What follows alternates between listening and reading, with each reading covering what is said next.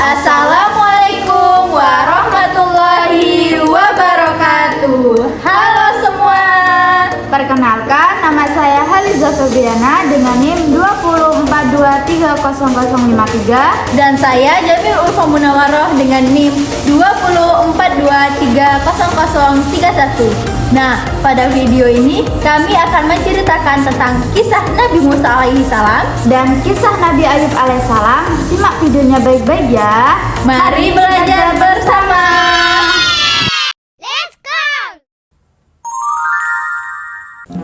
Mesir merupakan negara besar dan kuat. Namun sayangnya kekuatan dan kemakmuran hanya dinikmati oleh raja dan para pengikutnya. Raja Mesir dikenal dengan sebutan Fir'aun. Dia adalah raja yang zolim dan suka bertindak semena-mena.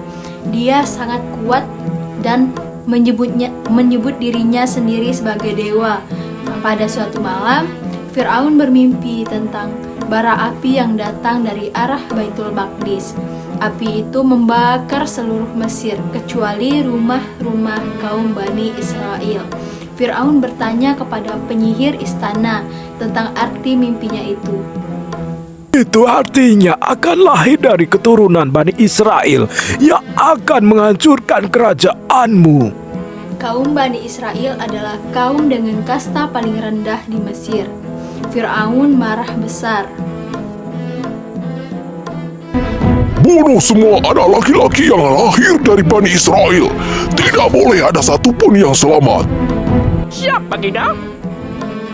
Sejak itu, para prajurit Fir'aun selalu berkeliling ke rumah-rumah kaum Bani Israel dan membunuh semua bayi laki-laki. Mesir berubah menjadi mengerikan. Kecemasan dan ketakutan menghantui keluarga Imran. Yukabat, istrinya, melahirkan seorang bayi laki-laki yang tampan dan sehat. Ketika keduanya sedang bingung, datanglah petunjuk dari Allah. Susuilah dia. Jika kamu khawatir, hanyutkan dia ke sungai Nil. Sesungguhnya kami akan mengembalikannya kepadamu dan menjadikannya salah satu dari para rasul.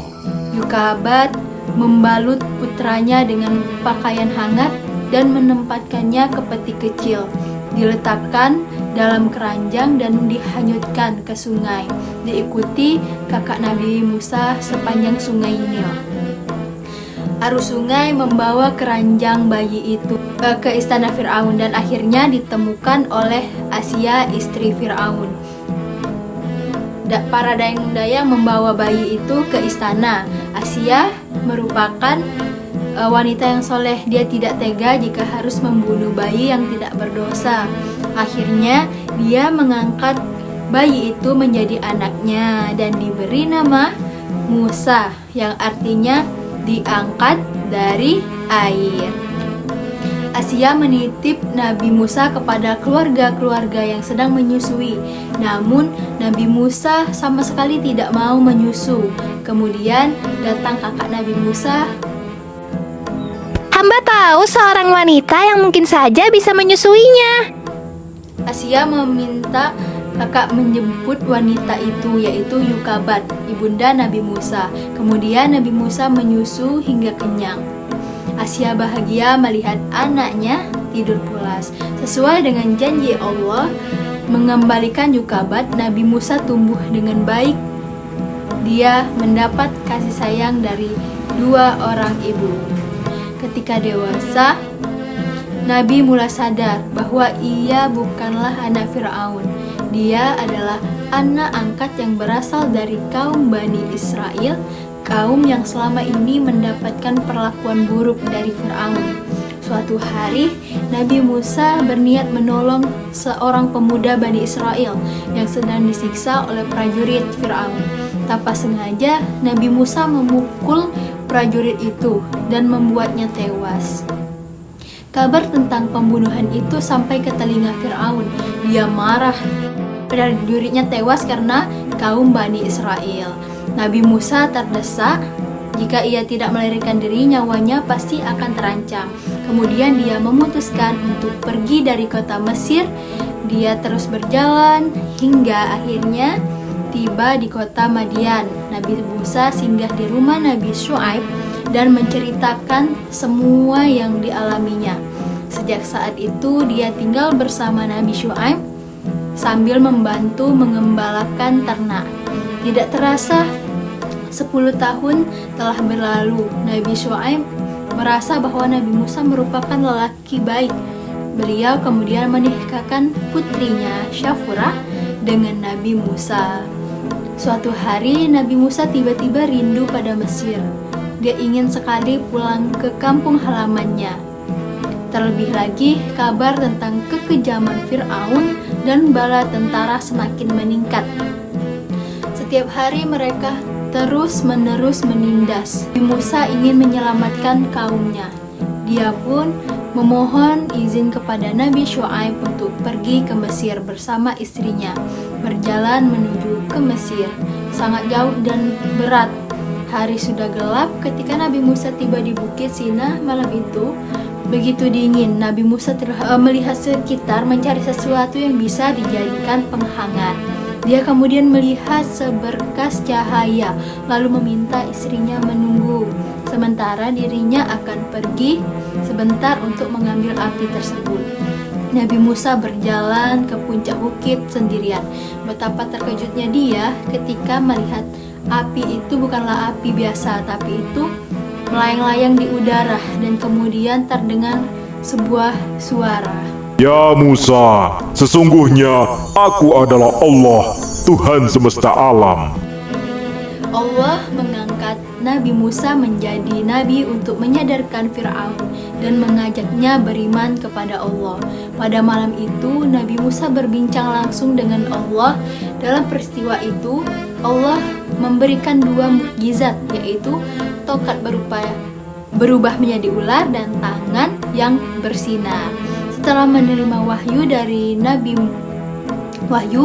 Musa kemudian melanjutkan lagi perjalanannya ke Mesir. Tempat yang pertama didatangi adalah rumah orang tua kandungnya. Nabi Musa memiliki seorang kakak laki-laki yang baik dan soleh. Dia adalah Harun. Nah, Nabi Musa pun mengajak Nabi Harun untuk membantunya berdakwah. Mereka berdua pun berjuang bersama. Nabi Musa mengajak penduduk Mesir menyembah Allah semata. Tentu saja, hal ini membuat Fir'aun marah. Ia memerintahkan agar Nabi Musa dibawa ke istana. Pada kesempatan itu, Nabi Musa mengajak Fir'aun untuk bertobat dan beriman kepada Allah. Namun, ajakan itu ditolak. Para penyihir istana melemparkan seutas tali yang kemudian berubah menjadi ular kecil.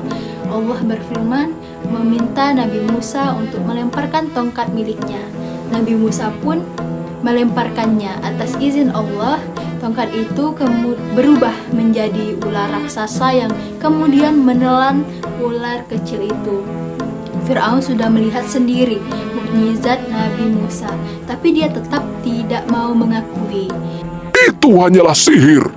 Jika engkau benar-benar utusan Tuhan, berikan aku bukti lagi.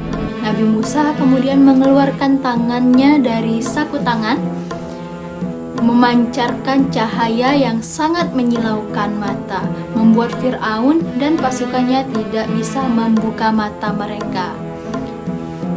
Setelah peristiwa itu, kaum Bani Israel berbondong-bondong beriman kepada Allah. Hal ini membuat Fir'aun semakin membenci Nabi Musa dan melakukan cara untuk mengganggu dakwah Nabi Musa. Salah satu cara yang digunakan yaitu dengan menyiksa pengikut Nabi Musa. Maka Allah pun menurunkan azab kemarau panjang melanda dan menyebabkan semua lahan mengering. Setelah kekeringan panjang, Allah menurunkan banjir untuk mereka. Seluruh harta benda mereka hanyut ditelan air. Mesir mengalami kekacauan besar, namun Fir'aun tetap belum sadar. Kemudian Allah mengirim ribuan belalang ke ladang-ladang orang Mesir. Akibatnya mereka pun gagal panen. Berbondong-bondong warga menemui Nabi Musa. Hai Musa, jika kamu dapat menghilangkan azab ini, pastilah kami akan beriman kepadamu. Namun setelah Nabi Musa menghentikan azab itu, mereka mengingkari janji. Allah pun menurunkan azab lainnya. Bukannya sadar, Fir'aun justru menuduh Nabi Musa lah sumber bencananya.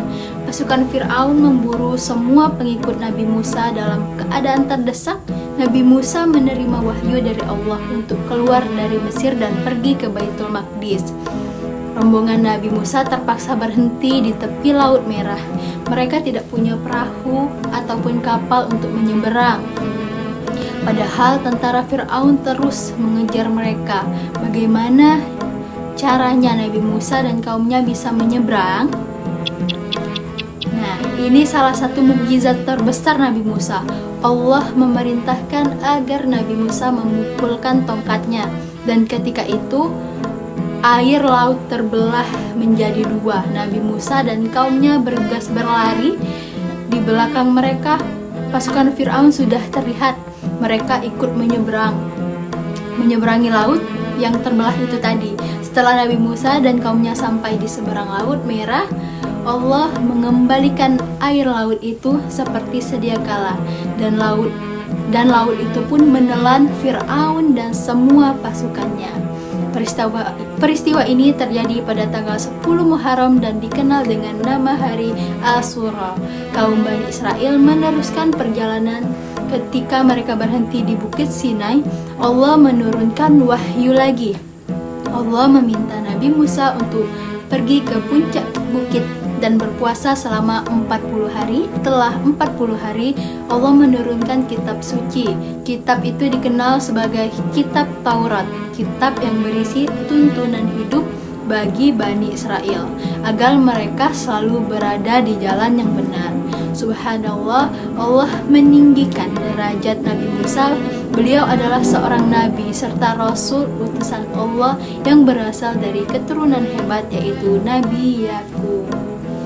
Nah, itu tadi kisah tentang Nabi Musa alaihissalam. Sungguh luar biasa ya. Nabi Ayub alaihissalam adalah cucu dari Nabi Ishak bin Ibrahim alaihissalam. Beliau merupakan seorang nabi yang memiliki tingkat kesabaran yang luar biasa dalam menghadapi cobaan hidup dari Allah Subhanahu wa taala. Nabi Ayub alaihissalam adalah orang yang kaya raya, hartanya melimpah ruah dan ternaknya sangat banyak. Ia hidup makmur dan sejahtera. Hidup Nabi Ayub dipenuhi kesenangan, namun beliau tetap tekun untuk beribadah. Beliau juga gemar berbuat baik dan suka berbagi kepada siapapun. Semua orang memuji kebaikan, ketulusan, dan keikhlasan Nabi Ayub dalam berbuat kebaikan. Bahkan malaikat pun juga memuji beliau. Hal ini membuat iblis merasa iri dan dengki. Ia tidak suka ada manusia yang begitu solehnya. Iblis pun berniat membuat Nabi Ayub menjadi sesat. Iblis terus mencoba menggoda keimanan Nabi Ayub agar tersesat dan ingkar, juga tidak bersyukur kepada Allah Subhanahu wa taala. Namun ternyata iblis gagal. Iblis pun tidak menyerah. Ia dan para pembantunya kemudian mulai merayu keimanan Nabi Ayub. Mula-mula mereka membunuh semua ternak Nabi Ayub. Kemudian mereka juga merusak kebun Nabi Ayub dan juga membakar semua harta benda yang kekayaan milik beliau. Namun Nabi Ayub dan anak istri beliau tetap rajin beribadah dan tidak pernah mengeluh. Mereka semua menerima takdir dengan ikhlas. Iblis dan para pembantunya kemudian mendatangi putra dan putrinya Nabi Ayub di rumah. Mereka menggoyang-goyangkan tiang rumah sehingga roboh dan semua anak Nabi Ayub meninggal dunia. Iblis mengira usahanya sudah berhasil menggoyahkan keimanan Nabi Ayub alaihissalam, karena Nabi Ayub sangat menyayangi putra dan putrinya itu. Meskipun Nabi Ayub merasa sedih, juga menangis atas kehilangannya, tetapi jiwa dan hatinya tetap kuat. dan selalu sabar. Juga memiliki keyakinan bahwa Allah Subhanahu wa Ta'ala yang Maha Pemberi kehendak, maka tidak ada seorang pun yang mampu menghalanginya. Iblis pun tak patah semangat. Iblis kemudian menaburkan penyakit pada seguyur tubuh Nabi Ayub, sehingga Nabi Ayub menderita penyakit kulit yang amat menjijikkan. Semua tetangga dan orang sekitar menjauhinya karena takut tertular penyakit Nabi Ayub. Mereka menginginkan Nabi Ayub segera pergi dari tempat tersebut, meninggalkan lingkungan mereka. Maka pergilah Nabi Ayub bersama Rahmah istrinya ke sebuah tempat yang jauh dari pemukiman manusia. Penyakit Nabi Ayub sudah bertahun-tahun tidak kunjung sembuh, namun Nabi Ayub tetap bersabar.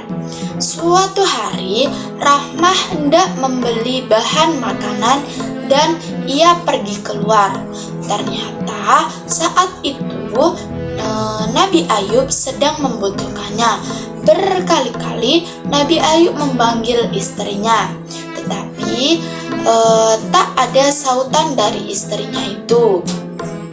Nabi Ayub merasa kesal, berdesis dalam benak beliau bahwa Rahmah sengaja pergi meninggalkan beliau. Nabi Ayub lantas bersumpah akan memukul Rahmah 100 kali jika ia kembali nanti. Nabi Ayub alaihissalam kemudian berdoa memohon kesembuhan kepada Allah Subhanahu wa Ta'ala. Nah, doa Nabi Ayub diijabah Allah Subhanahu wa Ta'ala. Kemudian memerintahkan Nabi Ayub agar menghentakkan kakinya ke tanah. Lalu dari tanah itu keluar air yang sejuk dan segar. Nabi Ayub kemudian segera membersihkan seguyur tubuhnya dengan air segar itu.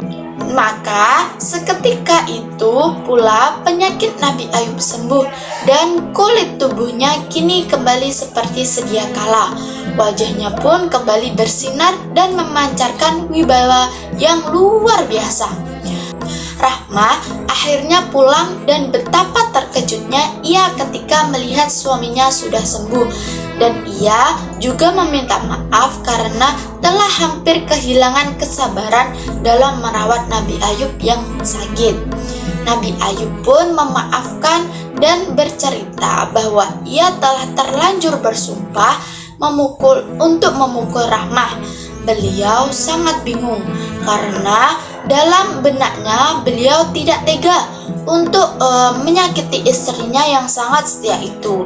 Akhirnya turunlah perintah dari Allah Subhanahu wa Ta'ala untuk mengambil 100 helai rumput, kemudian mengikatnya dan memukul dengan pelan.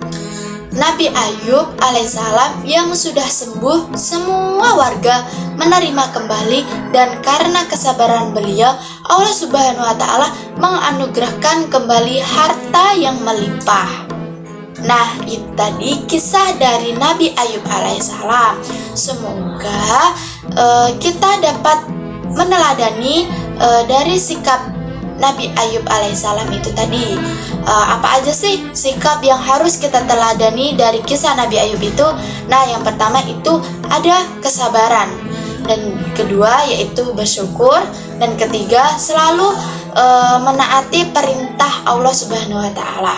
Nah, itu tadi kisah tentang Nabi Musa dan Nabi Ayub. Semoga kita dapat meneladani dari kisah Nabi Musa dan Nabi Ayub. Nah, sekian dari kami akhiri. Wassalamualaikum warahmatullahi wabarakatuh.